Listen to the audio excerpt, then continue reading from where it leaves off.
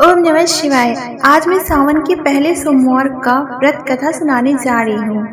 कहते हैं कि सावन के पहले सोमवार को जो भी भक्त सच्चे मन से भगवान शिव का स्मरण करता है, उसके जीवन के अंधेरे धीरे धीरे प्रकाश में बदलने लगते हैं। यदि आपके मन में कोई भी इच्छा है, कोई भी दुख है, कोई भी चिंता है, तो इस कथा को श्रद्धा और विश्वास के साथ अंत तक अवश्य सुने। माना जाता है कि भगवान भोलेनाथ अपने भक्तों की पुकार अवश्य सुनते हैं। बहुत समय पहले एक नगर में एक धनवान साहूकार रहता था। उसके पास धन दौलत की कोई कमी नहीं थी, लेकिन संतान न होने के कारण उसकी पत्नी हमेशा दुखी रहा करती थी। साहूकार प्रत्येक सोमवार को भगवान शिव का व्रत रखता था, मंदिर जाकर जलाभिषेक करता था, पूरे मन से प्रार्थना करता था। उसकी भक्ति से प्रसन्न होकर एक दिन माता पार्वती ने भगवान शिव से कहा, प्रभु, यह भक्त बड़े प्रेम से आपकी आराधना करता है, इसकी मनोकामना पूर्ण कीजिए।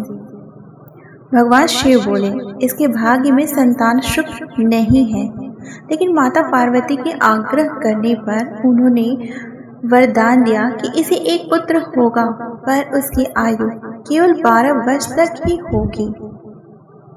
समय बीतता गया। शाहूकार के घर एक सुंदर पुत्र का जन्म हुआ।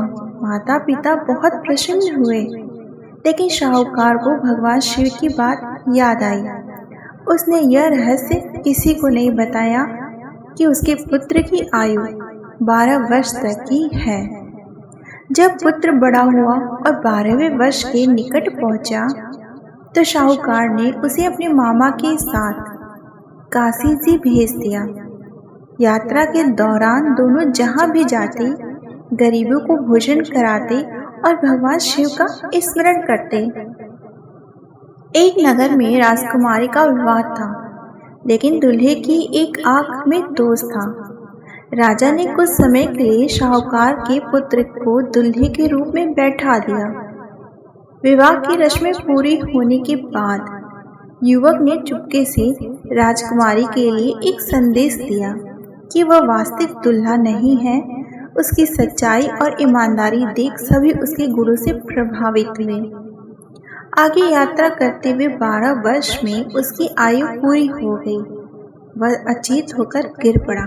उसके मामा रोने लगे और भगवान शिव से प्रार्थना करने लगे। उसी समय भगवान शिव और माता पार्वती वहां प्रकट हुए। माता पार्वती ने कहा, प्रभु, यह वही बालक है जिसके माता पिता आपके परम भक्त हैं। कृपया कीजिए और इस पर दया कीजिए।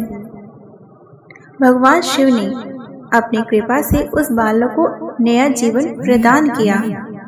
जब वह जीवित हो उठा, तो सभी की आंखों में आनंद के आंसू आ गए। बाद में उसका विवाह उसी राजकुमारी से हुआ और वह सुखपूर्वक अपने माता पिता के साथ रहने लगा। इस कथा से हमें शिक्षा मिलती है कि सच्ची श्रद्धा, विश्वास, भगवान शिव की भक्ति कभी व्यर्थ नहीं जाती।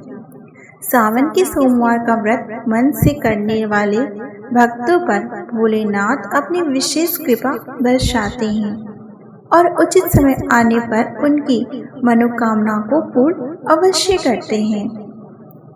हर हर महादेव। ओम नमः शिवाय।